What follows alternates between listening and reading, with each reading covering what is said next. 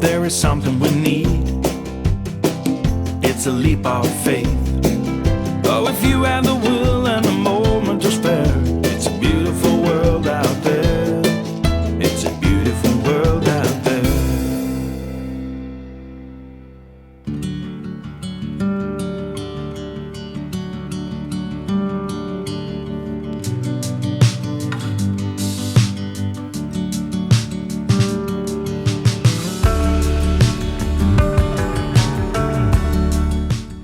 Today we are walking from Ravenscraig Castle to Dysart and back along the coastal path. Later in the walk, I'd like to give a shout out to some other channels that I'm a big fan of and that have been great supporters of my channel. Ravenscraig Castle overlooks the sea at the west end of Ravenscraig Park, and we will see it again from the beach near the end of the walk.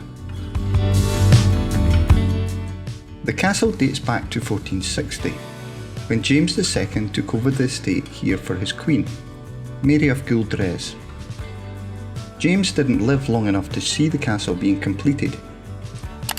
He had a passion for artillery, and in August of that year, he was killed when a Scottish cannon exploded during the siege of Roxburgh.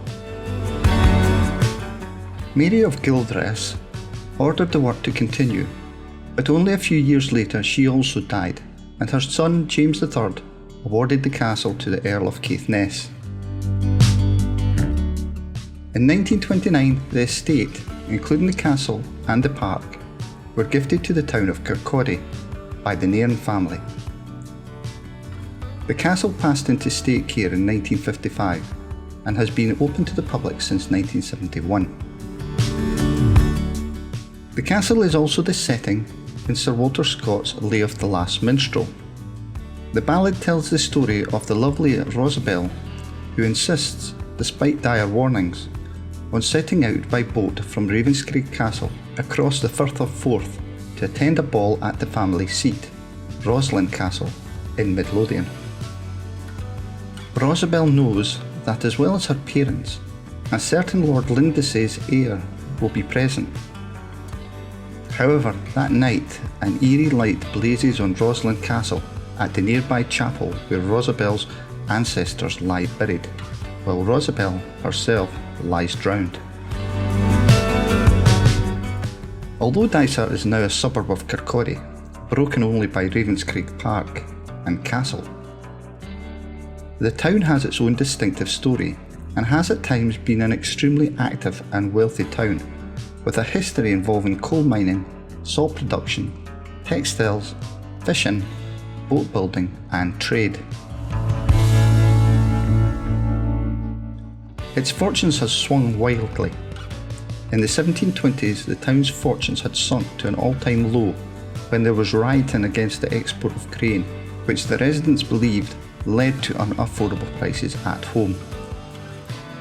Daniel Defoe described the place as a most lamentable object of a miserable dying corporation in 1726.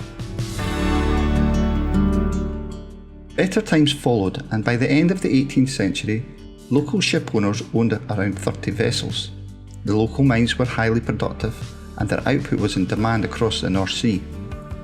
Salt extraction from the sea had become a major industry along the shore at Panha, now known as Pan Hall. There were over 500 hand looms operating in the area. Iron ore from local deposits were being exported and a regular ferry ran to Leith. Dysart's fluctuations in fortune continued into the 1900s, with possibly its lowest point coming around its incorporation into Kirkcaldy in 1930. The last deep coal mine continued to operate until an underground fire during the miners' strike rendered it useless. Today, Dysart is a mix of old and new. Much of the historic town was replaced in the 1950s and 60s without a huge degree of sensitivity. The harbour area, on the other hand, probably has never looked better than today. The harbour was carved out of a coal seam that outcropped here, and hence the now high stone walls that border the harbour. The houses at the harbour, known as Panha, once housed workers for the salt pans. Behind them are the remains of St Serph's Church, with its imposing 22-metre tower. This was built in the 16th century, close to a spot where it is believed St Serph lived in a cave in the 500s. It was replaced as the parish church in 1802.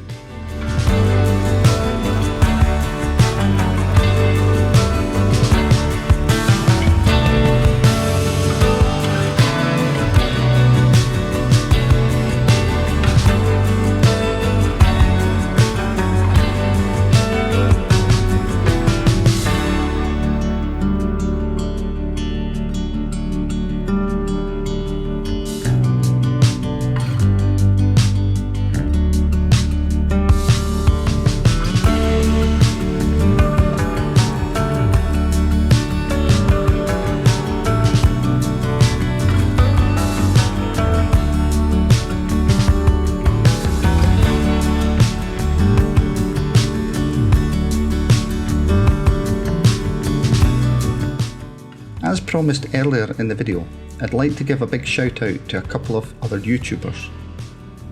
The first I'd like to mention is Tea in Valhalla. The fantastic duo of Kerry and Kat take you with them on walks and also provide you with various honest reviews. They come across as big environmentalists and very funny people. They produce highly engaging videos and always find time for a brew on their hikes. Check them out, as I think their channel will just get more and more successful. The second channel I'd like to give a mention to is Roaming and Raymond Motorhome Adventures. Follow Carol, Helen and Nanook, their husky, as they travel around the country in their motorhome. They pitch up their motorhome in remote locations and show you what it is like to wake up to a different view each day. They also do motorhome related content, and their videos have a real genuine feel about them, which matches their personalities. You get a real feel of a couple who want to live for life in this channel. Thirdly, a big shout out to Richie and Vanessa Travel. A fantastic couple from the other side of the pond. They visit various places around the world and share with you their experiences and honest opinions. In days of COVID, they are finding things closer to home to share with us. My personal favourite is their visit to the Stranger Things drive-in experience. Lastly, a final shout to John Beres. John visits various places in the UK, and the focus of his videos is on photography. His video has a very cinematic feel. It's a fantastic source for inspiration, not only into ideas of places to visit, but also on how to produce some fantastic videos. Finally, let me share some exciting news from our channel. For those who do not know, we are Sarah and Brian. You'll often see Sarah in the shots, me less so. However, the real star of our show is Noah, our 8-year-old border collie, who is a fantastic dog with a great temperament. Anyone who has seen our older videos will have noticed that we had another dog, a Whippet Jack Russell Cross called Jack. Sadly, he died about a year ago, and Noah was quite upset initially, as Jack had always been around since he was a pup. The good news though, is we have reserved another border collie puppy, which we should be getting nearer the end of the year, and Noah will have a brother or sister again. We will share the new family member with the channel when he or she arrives.